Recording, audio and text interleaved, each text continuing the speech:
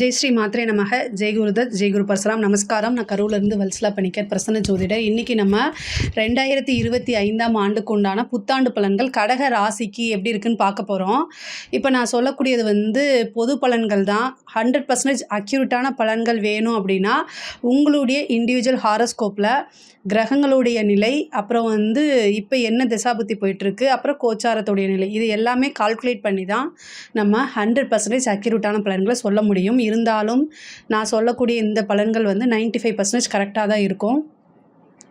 இந்த 2025 ஆண்டு என்னைக்கு பிறக்குது அப்படின்னா மார்கழி மாதம் 16ஆம் தேதி, உத்திராட நட்சத்திரம் 1ஆம் பாதம், தனுசு ராசி, புதன்கிழமை பிரதமை தேதியில் இந்த வருஷம் பிறக்குது.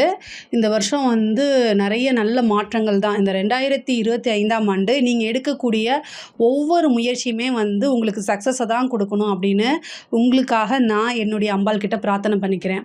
இந்த கடக ராசிக்கு நான் ஒரு டேட் சொல்கிறேன். அதாவது 29/3/2025 இந்த வருஷம் இந்த டேட்டை நோட் பண்ணி வச்சுக்கோங்க. இந்த அஷ்டமத்து சனி உங்களுக்கு முடிகிறது. இவ்வளோ நாளாக ரொம்ப கஷ்டப்பட்டுட்டு இருந்திருப்பீங்க. இந்த கஷ்டங்கள் எல்லாமே உங்களுக்கு காணா போயிடும். இந்த 2025 அப்படிங்கிறது உங்களுடைய புது சகாப்தம் அப்படின்னு சொல்லலாம். பொதுவாகவே 7.5 சனி, அதாவது 7.5 வருஷம் எவ்வளோ கஷ்டப்படுவாங்களோ அந்த கஷ்டத்தை அஷ்டமத்து சனி 2.5 வருஷத்தில் கொடுத்துருவாரு. கடகராசிக்காரங்க யாராவது இருக்கீங்களா அப்படின்னு கமெண்ட்ஸில் சொல்லுங்கள். பொதுவாகவே அந்தளவுக்கு ரொம்ப கஷ்டப்பட்டிருப்பீங்க. ஆனால் இந்த 2025 கண்டிப்பாக ஷுவராக உங்களுக்கு ஒரு புதிய சகாப்தம் அப்படின்னு சொல்லலாம். புதுசாக ஒரு லைஃப்பை நீங்கள் தேடி போகிறீங்க. புதுசாக ஒரு விஷயங்களை நீங்கள் எவ்வளோ டேலண்ட்டு, எவ்வளோ நிறைய எந்தவித எதிர்பார்ப்பும் இல்லாமல் ஹெல்ப் பண்ணியிருப்பீங்க. பட் ஆனால் நிறைய உங்களுக்கு அனுபவம், அதாவது கஷ்டங்கள் இனிமேல் சொல்லக்கூடாது. இந்த கஷ்டம் அப்படிங்கக்கூடிய வார்த்தையவே கடகராசிங்க இனிமேல் சொல்லவே சொல்லாதீங்க. இனிமேல் எல்லாமே அனுபவம் தான். இந்த 2 வருஷம் எவ்வளோ அனுபவப்பட்டிருப்பீங்க. இது எல்லாமே ஒரு பாடமாக எடுத்துக்கிட்டு நீங்கள் உங்களுடைய வாழ்க்கையை ஸ்டார்ட் பண்ணுங்கள். கண்டிப்பாக ஒவ்வொரு நாளுக்கும் உங்களுக்கு ஒரு முன்னேற்றம் அப்படிங்கிறது உறுதியாக உண்டுங்க. இங்கே சனி உங்களுக்கு எங்கன்னா பாக்கியஸ்தானத்துக்கு போகிறாரு. இந்த வருஷம் பிறக்குது இல்லையா, அப்போ உங்களுடைய கடக ராசியை பொறுத்த வரைக்கும் பிளானட்டுடைய பொசிஷன் என்ன அப்படின்னா, செவ்வாய் உங்களோட ராசியிலே இருக்காரு. புதன் 5ஆம் இடத்துக்கும், சூரியன் சந்திரன் ராசி அதிபதி சந்திரன் 6ஆம் இடத்துலையும், அஷ்டமத்தில் சனி சுக்கிரன், 9ஆம் இடத்துல ராகு, இதுதான் குரு 11ஆம் இடத்துல இருக்கார், கேது 3ஆம் இடத்துல இருக்குது. இதுதான் அந்த வருஷம் பிறக்கும்போது உங்களுடைய கிரக நிலை, உங்கள் ராசிக்கு தகுந்த மாதிரி கிரக நிலை. ஆனால் இது எல்லாமே மாறுது. இந்த அஷ்டமத்து சனி மார்ச் 29ஆம் தேதி பாக்கியஸ்தானத்துக்கு போயிடுறாரு. அப்புறம் ராகு அஷ்டமத்துக்கு வருது. ஆனால் ராகு அஷ்டமத்துலலாம் பெரிய பிரச்சனை கிடையாது. அஷ்டமத்தில் ராகு வரும்போது கெட்டவன் கிட்டிடில் கிட்டிடும் ராஜயோகம்னு ஒரு பழமொழி இருக்குது. அதாவது சூரியன் சந்திரனுக்கு பகை ராகு கேது. அப்போ அஷ்டமத்தில் வரும்போது கண்டிப்பாக ஒரு அதிர்ஷ்டம், பெரிய அதிர்ஷ்டம் உங்களுக்கு இருக்குது. ஜாக்பாட் அப்படின்னு சொல்லலாம்னு வச்சுக்கோங்களேன். இந்த 2025 வருடம் உங்களுக்கு எப்படி இருக்கும் அப்படின்னா, ஒரு பெரிய ஜாக்பாட் அடிக்க போகுது அப்படின்னு நினச்சிக்கோங்க. 2ஆம் இடத்துல கேதுவும் வரப்போகுது. ஆனால் என்ன அப்படின்னா, உங்களுக்கு காசு பணம் வரப்போகுது. ஆனால் அதே நேரத்தில் குடும்ப ரீதியான பிரச்சனைகளும் நீங்கள் வரும். அதாவது குடும்பத்தை விட்டு பிரிகிற மாதிரினா தொழில் ரீதியாகவோ உத்தியோக ரீதியாகவோ அல்லது ஏதாவது ஒரு சின்ன சண்டை சச்சரவுகள் இந்த மாதிரி வரதுக்கு வாய்ப்பு இருக்குது. அதனால் கொஞ்சம் கவனமாக இருங்க. தொழில் ரீதியாக நிறைய பல மாற்றங்கள் உங்களுக்கு வருது. குரு உங்களுடைய ராசிக்கு 12ஆம் இடத்துல வரப்போகிறாரு. மே மாதத்துக்கு அப்புறம் மே 18ஆம் தேதிக்கு மேலே குரு பேச்சை 12ஆம் இடத்துக்கு வர்றாரு உங்கள் ராசிக்கு. அப்போ 12ஆம் இடம்ங்கிறது விரயஸ்தானம் தான். ஆனால் அது என்ன விரயம்னா சுப விரயமாக தான் இருக்கும். அப்போ புதுசாக தொழில் தொடங்குறது, தொழிலுக்காக பார்த்திங்கன்னா நிறைய இன்வெஸ்ட் பண்ணுறது, இது எல்லாமே உங்களுக்கு சக்ஸஸ் தான் கொடுக்கும். தொழில் மூலிமா நல்ல லாபம், வருமானம், இது எல்லாமே ஈட்டக்கூடிய அமைப்பு. இந்த வருஷம் தொழிலில் நல்ல வருமானம், நிறைய வெற்றி, இது எல்லாமே உங்களுக்கு கிடைக்க போகுது. அதே மாதிரி உத்தியோக ரீதியாகவே சூப்பராக இருக்குது. உத்தியோகத்தில் இருக்கவங்களுக்குலாம் இது சூப்பரான வருஷம். 2028ங்கிறது எதிர்பார்த்துருக்கவே மாட்டீங்க. நீங்கள் உங்களுக்கு கிடைக்குமான்னு நினச்சிட்டு இருந்த விஷயங்கள் எல்லாமே தானாக தேடி கிடைக்கும். அதான் ராகுவும் அஷ்டமத்தில் வராரா, இதுவும் ரொம்ப சூப்பர். அதாவது இவ்வளோ நாளாக உங்களுக்கு ஒரு வருஷம் இல்லை, 2 வருஷம் இல்லை, 2.5 வருஷம் ரொம்ப கஷ்டப்பட்டாச்சு. அஷ்டமத்து சனி ஒரு பக்கம், அதே மாதிரி ராகு 9ஆம் இடத்துலேருந்து சில சில விஷயங்கள் உங்களுக்கு கிடைக்காம நிறைய விஷயங்கள் தடைகள் இந்த மாதிரி இருந்திருக்கும். ஸோ அது எல்லாமே வந்து உங்களுக்கு சூப்பராக மாறப்போகுது. எல்லாமே அப்படியே தலைகீழாக மாறப்போகுது. நிறைய நன்மைகள் தான். நீங்கள் ரொம்ப நாளாக எதிர்பார்த்து உங்களுக்கு சில விஷயம் வந்து கிடைச்சிருக்கும். ஆனால் அந்த கிடைச்ச விஷயம் கூட அனுபவிக்க முடியாத ஒரு சூழ்நிலைகளில் நீங்கள் இருந்திருப்பீங்க. அது எல்லாமே இப்போ கண்டிப்பாக மாறும். நீங்கள் விரும்பிய துறையில் வேலை பார்க்கக்கூடிய அமைப்புகள் நிறைய பேருக்கு கிடைக்குது. அதை கரெக்டாக யூஸ் பண்ணிக்கோங்க. சில பேருக்கு வந்து வேலை கிடைக்குமா, இந்த அஷ்டம சனியில் நிறைய பேருக்கு வேலை போயிருக்கும்.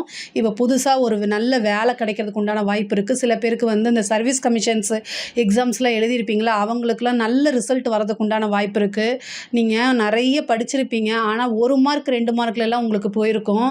ரொம்ப மனசுடைஞ்சு போயிருப்பீங்க. கவலையே படாதீங்க. உங்களுக்கு உண்டான நல்ல விஷயங்கள்லாம் இந்த 2025 தானாக தேடி வரும். இது சூப்பரான வருஷம்.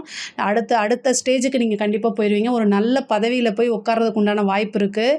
ஏன் அப்படின்னா குரு வந்து உங்களுக்கு 12ஆம் இடத்துல இருந்து 4ஆம் இடத்தை பார்க்குறாரு, பதவி ஸ்தானத்தை பார்க்குறாரு. ஆனால் என்ன அப்படின்னா உள்ளூரில் கிடைக்காது, அது வெளியூரில் தான் கிடைக்கும், அல்லது வெளி மாநிலங்களில் கிடைக்கவும், வேலைக்காகவோ அல்லது உத்தியோகத்துக்காகவோ நீங்கள் வந்து வெளியூர் வெளிமாநில பிரயாணங்கள் போகிறது. அதே மாதிரி வெளிநாட்டு வேலைக்கு ட்ரை பண்ணிட்டு இருக்கவங்களாம் வந்து இந்த 2025 மார்ச் மாதத்துக்கு அப்புறம் ட்ரை பண்ணுங்கள். கண்டிப்பாக உறுதியாக உங்களுக்கு உண்டு. மார்ச்சுக்கு அப்புறம் உங்களோட லைஃபே வந்து அப்படியே வந்து டோட்டலாக தலைகீழாக மாறும். நல்ல மாதிரியாக மாறுறதுக்கு உண்டான வாய்ப்புகள் இருக்குது. அதாவது படிக்கக்கூடிய குழந்தைகள் படிப்பில் கவனமாக இருக்கணும். ஆல்ரெடி நம்ம சொல்கிறது தான். குருவோடைய பார்வை இருக்குது, நல்ல ரிசல்ட் எடுக்க முடியும். ஒரு சிலர்லாம் நல்லா நீங்கள் டெடிக்கேட்டடாக படிச்சிங்க அப்படின்னா ஸ்டேட் லெவல் அல்லது டிஸ்ட்ரிக்ட் லெவல் மார்க்கே எடுக்கிறதுக்கு உண்டான வாய்ப்புகள் இருக்குது. கடகராசியை பொறுத்த வரைக்கும் ரொம்ப சூப்பராக இருக்குது. நீங்கள் என்ன நினைக்கிறீங்களோ அத்தனையுமே சக்ஸஸ் பண்ண முடியும். அதனால் படிக்கக்கூடிய குழந்தைங்கள் வந்து படிப்பில் இப்போ நீங்கள் போடக்கூடிய எஃபர்ட்டோட இன்னும் கொஞ்சம் போட்டிங்க அப்படின்னா நல்ல ரேங்க் ஹோல்டராக வர முடியும். உங்களுக்கு வந்து நிறைய ஸ்காலர்ஷிப்லாம் கிடைக்கும், நிறைய பாராட்டுகள் கிடைக்கும், நிறைய பக்கம் இருந்து ஆப்பர்ச்சுனிட்டிஸ்லாம் வரும். அதனால் அது கரெக்டாக யூஸ் பண்ணிக்கோங்க. ஒரு நல்ல எஃபர்ட் போட்டு படிங்க. அதே மாதிரி திருமணம் சம்மந்தப்பட்ட விஷயங்கள், அதாவது உங்களுக்கு கலத்திர ஸ்தானத்தை அதாவது குரு வந்து மார்ச் வரைக்கும், அதாவது 14ஆம் தேதி மே மாதம் அது வரைக்கும் தான் கலத்திர ஸ்தானத்தை குரு பார்க்குறாரு. அதுக்கப்புறம் வந்து குரு பார்க்கல. ஸோ அதனால் நீங்கள் என்னென்னா மார்ச் வந்து உங்களுக்கு வந்து மார்ச் மாதம் வந்து அஷ்டமத்து சனி முடியுது. அப்போ மீதி 2 மாதம் தான் இருக்குது. இந்த 2 மாதத்துக்குள்ளே ஏதாவது உங்களுக்கு ஃபிக்ஸ் ஆச்சு அப்படின்னா திருமணம் தாராளமாக பண்ணிக்கோங்க. அதுக்கப்புறம் குருவோடைய பார்வை வந்து கலத்திர ஸ்தானத்துக்கு இல்லை. அதனால் திருமண வாய்ப்புங்கிறது ரொம்ப குறைவு. ஆனால் உங்களுடைய ஜாதகத்தில் 7ஆம் அதிபதியோடைய திசாவோ புத்தியோ அல்லது 7ஆம் அதிபதி ஸ்ட்ராங்காக இருக்கார், வேறு நல்ல கிரக 7ஆம் இடத்துலேருந்து ஒரு கிரகம் திசையை நடத்தும் போது அதுக்குண்டான வாய்ப்புகள் இருக்குது. அதை நீங்கள் தனிப்பட்ட முறையில் பார்த்துக்கோங்க. அதே மாதிரி பார்ட்னர் வழி ஆதாயங்கள் உறுதியாக உண்டு. குடும்ப நபர்களுடைய ஆதரவுகள் அதிகமாக கிடைக்கும் உங்களுக்கு.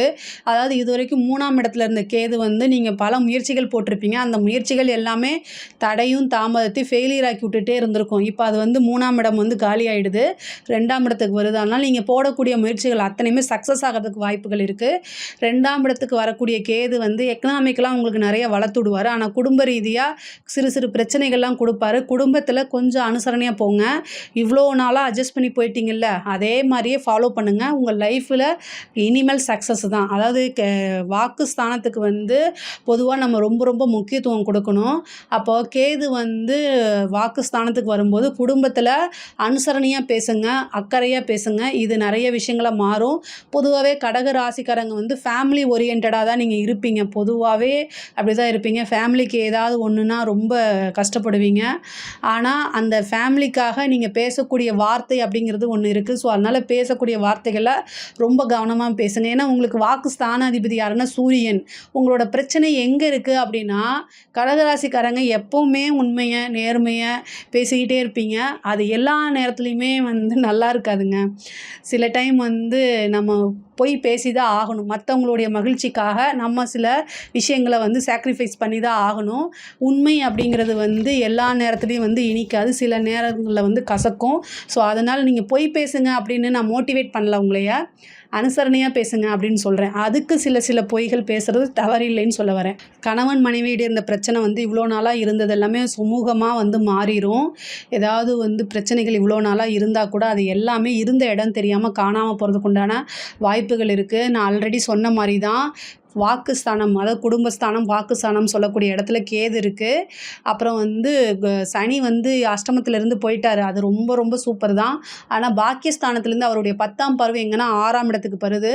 அதனால் வீட்டில் மட்டும் கொஞ்சம் சண்டை போடுறத அவாய்ட் பண்ணிக்கோங்க. இல்லை பொதுவாக நீங்கள் போடலைன்னா கூட என்ன செய்யுங்க அப்படின்னா, வீட்டில் இருக்கவங்க பேசுகிறாங்க, அதாவது நமக்கு நம்மளுடைய ஜாதகம் வீக்காக இருக்கும்போது நம்ம அமைதியாக இருந்தால் கூட நம்ம செய்கிறது தப்புன்னு சொல்லிட்டு வருவாங்க. ஆனால் குடும்பத்தில் அட்ஜஸ்ட்மெண்ட் அப்படிங்கிறது ஒரு முக்கியமான தேவை. அது நமக்காக இல்லைனாலும் நம்மளுடைய குழந்தைகளுக்காக. அதனால் அட்ஜஸ்ட் பண்ணி போங்க. அதை தான் நான் அழுத்தி சொல்லுவேன்.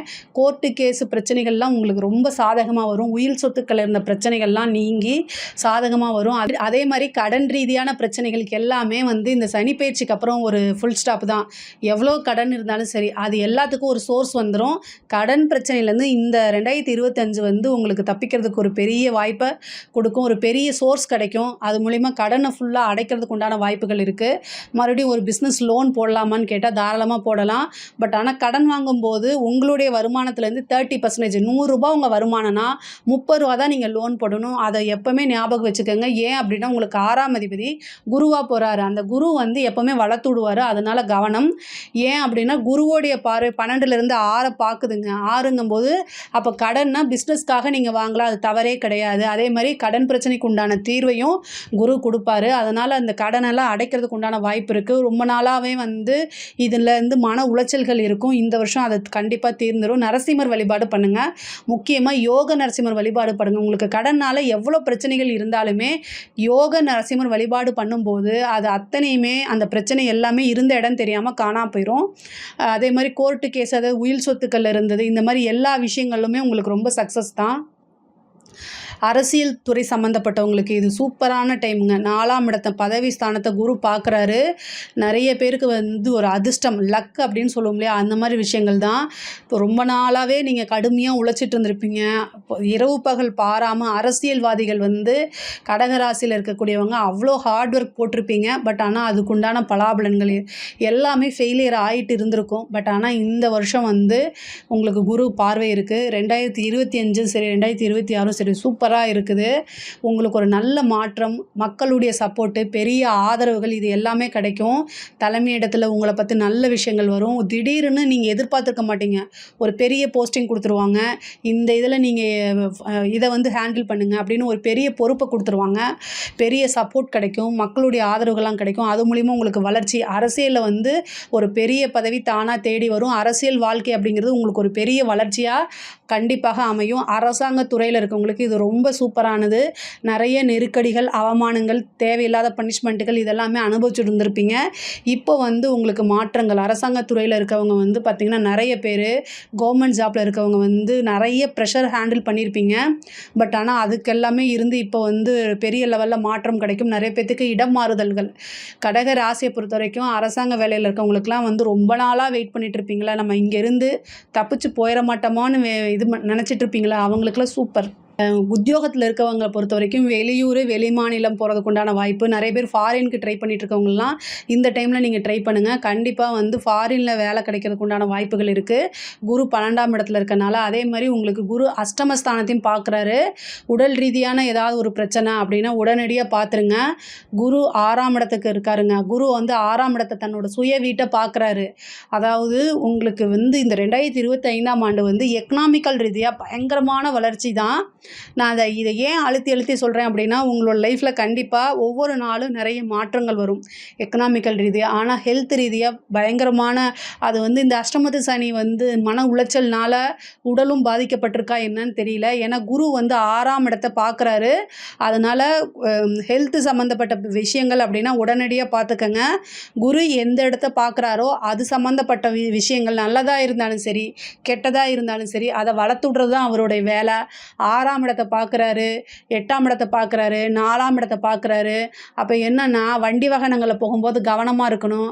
உங்கள் மேலே தப்பு இல்லைனாலும் ஆப்போசிட்டில் வரவங்க விட்டுட்டாங்கன்னா அதுவே ஒரு பெரிய பிரச்சனையாக இருக்கும். காலபைரவர் வழிபாடு பண்ணுங்கள்.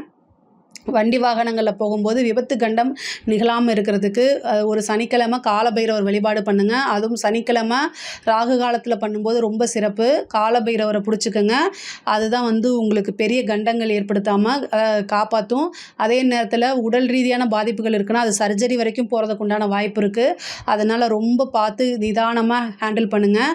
அஷ்டமம் ஸ்தானம்ங்கும்போது ஒரு உயில் சொத்துக்கள், உழைக்காத வருமானம்.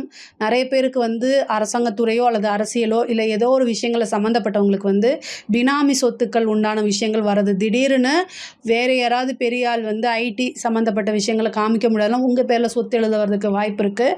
இந்த மாதிரி ஏதாவது ஒரு அதிர்ஷ்டங்கள் தானாக தேடி வர்றதுக்கு உண்டான வாய்ப்பு இருக்குது.